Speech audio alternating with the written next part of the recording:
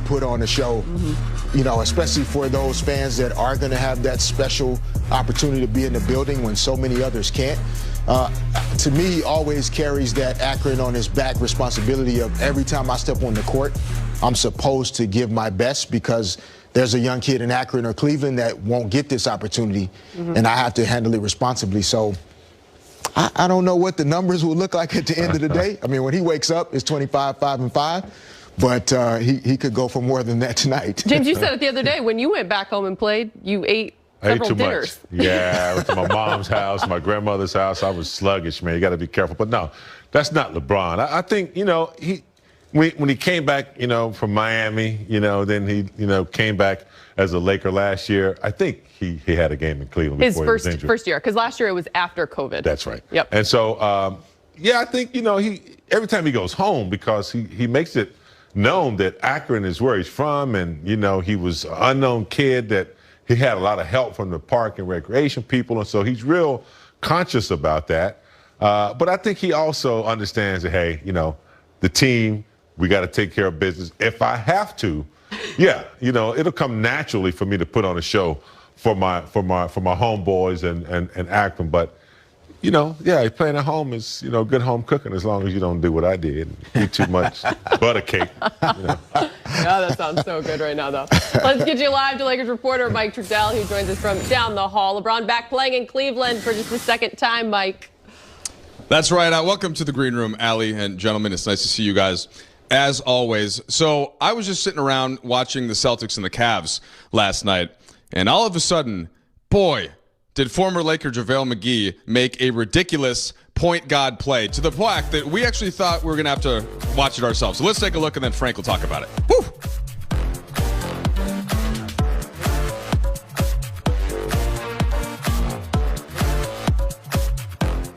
Hey, Frank, I wondered if you had to build anything in after seeing JaVale in transition with that handle before the finish in last night's game?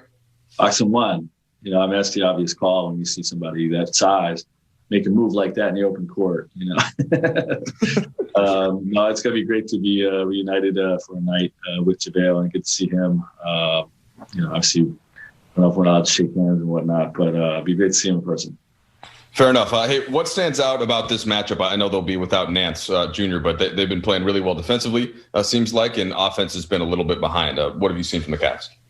Well, they haven't had a lot of time with Garland and Sexton in the lineup together. You know, so, you know, I think obviously we'll see that tonight, and, you know, they're a much better team when those two are, you know, sort of playing like Dame and CJ do in Portland. You know, very difficult to slow down with their speed and shooting.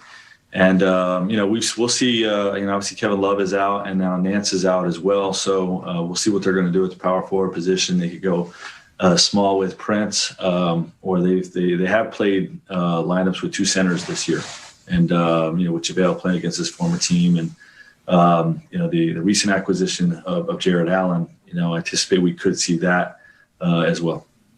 And then, Frank, you've talked about this before, but it's tough to play 11 guys. Are there certain nights where you go in thinking, all right, hey, maybe I won't use, for example, Markieff the other night or Talon a certain night, or do you let that go within the flow of the game and see what you need? Yeah, sometimes I'll premeditate it. I mean, you know, I have a script of the way I'd like to use the rotation, and every game is different. I'm not going to tip my hand for tonight, you know, obviously, but, you know, that was Markieff being a good teammate the other night. You know, I talked to him about having a night off so we can get Talon some runs because I don't like him collecting DNPs too much. And, you know, we'll see how tonight's game plays out. All right, guys, there's Frank Vogel. And now, look, you heard it, Allie, from him. Boxing one. That's the only way to contain JaVale McGee in that open floor. Smart man. Mike, we'll see you in a couple minutes later in the show. Thanks so much. The Lakers and Cavs are coming up. Points 14 for 21 from the field, 6 boards. His superstar teammate LeBron was not worried about AD's slump. Spoke about it after the win. Sometimes you allow a guy to kind of, you know, go through it and figure it out for themselves, but also at the same time, let them know that we're here for him. You know, and me as a leader of the squad and me as his brother, let him know whatever he needs from me, I can do. And it started with us, you know, getting him the ball early and often, you know, tonight, and you know, and it's just right back on track. I put a lot of pressure on myself to, you know, be better, to help the team win. and I was able to see the ball go in, which is very good. Not just about keeping it going, but I think it was a great team win. Got away from us in the third quarter. They had 33 points in the third, and we couldn't score. But then we got control of it again. But a great team win, and it's always good to get a win back at home.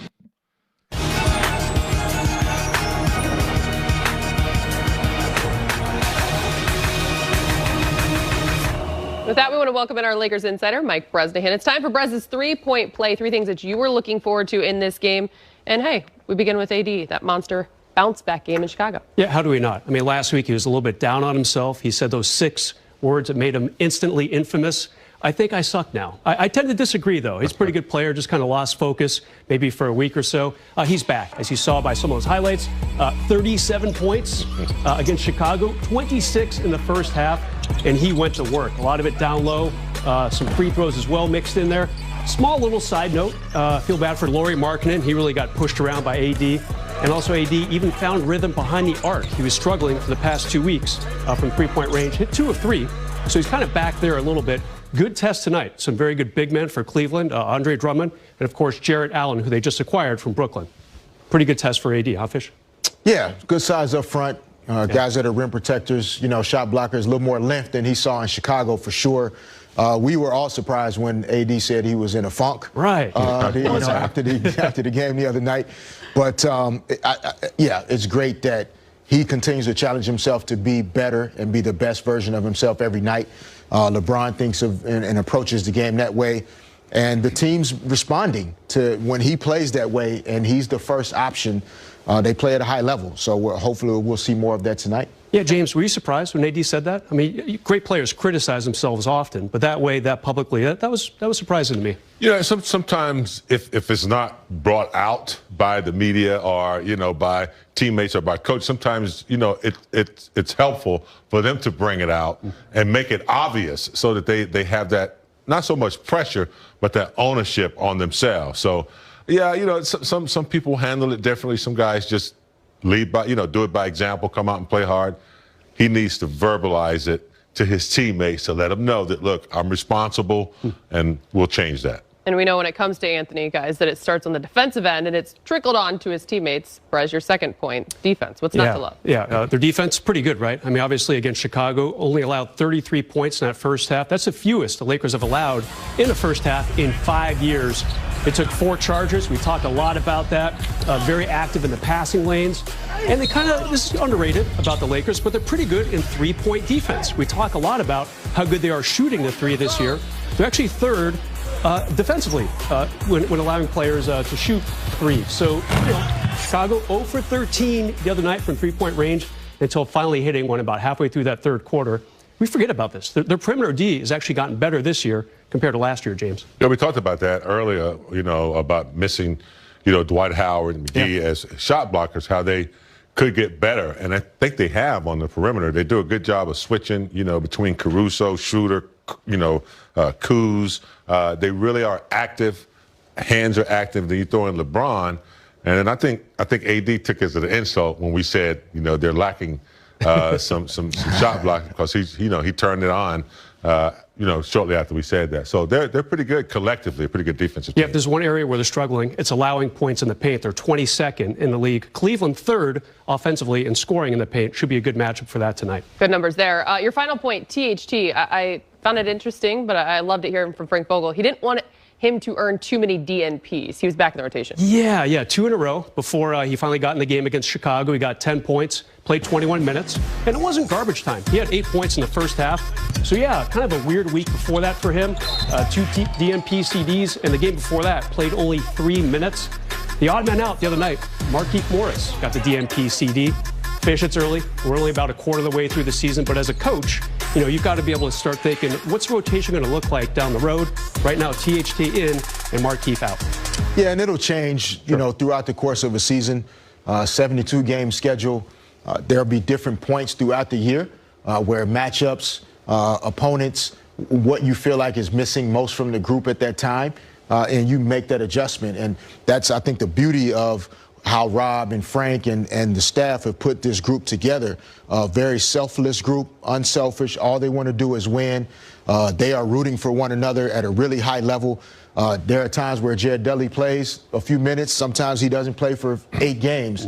And they're all okay with that. And that's great to watch from this team. And THT proved his coach right by being still ready to play when he got his opportunity. You know, Allie, I always wondered, Brez, players have various signals and signs that they do after they hit a 3. You have the 3-point play. Pan the camera back a little bit. Take a 3, and let me see what yours is. You seen Dudley's. Come on, give me one. I want you to run it out when you know. That's 3. What you got? 1-2 step. That's a 3. That's You just all. back Where's up your like side? that. Where's your side? Back up, Brez. That's it. He has nothing. But what's your signal? What's your Do you go signal? down I low? thought you just wanted me to shoot a 3. I'm like, you don't No, see my I want to see what your signal is. Do you go down low, or do you I'll tell you what, I was getting a little jealous because Fish got the Fish's focus. Like, he's all over this wall. Finally, something good for me, so I'm going to give you the double 3 right now. Oh! Okay. And I promise I will not shoot any more 3s ever on our network. You can shoot them just without the basketball. Straight ahead on Access. We are cruising in here. The defense was in lockdown mode for the Lakers' 9th straight road win. Up next, Fish is here to break down the performance in the latest Fish's focus. I like that. So look at that. That 1-2 step.